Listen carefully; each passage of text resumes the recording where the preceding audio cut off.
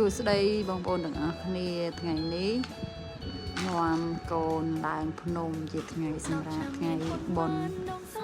ទនេយើងជូនកូនឡើងភ្នំលេងភ្នំនៅភ្នំជីសូរបងប្អូននៅកត់ស្គាល់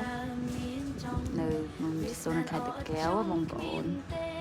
ចឹងបងប្អូនចាំតាមដានទស្សនានៅវីដេអូនេះទាំងអស់គ្នាវីដេអូនេះមានថតរូបស្អាតមានប្រាង្គសាទមានអីចឹងបងប្អូនឡើងភ្នំដឹងកម្មនេះបងប្អូនទៅបានរកដែរបានទិញឆៃទិញរកបានច្រើនធ្វើដំណើរជុំវិញភពផែនដី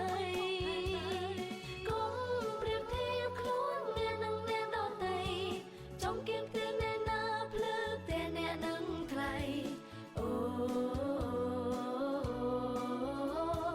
ចង់គៀបផ្ទះអ្នកណាភ្លើផ្ទះ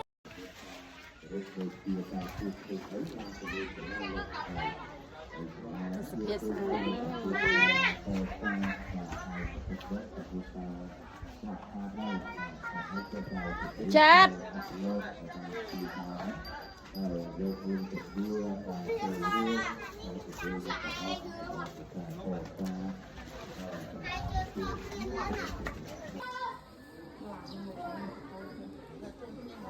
គាត់ណាមកអញនិយាយអញទៅតូចឆ្លាមដល់ទៅចឹងដូចគ្នា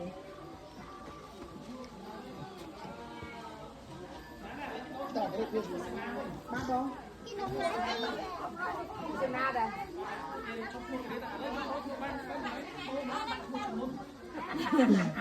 សេនាចំនួន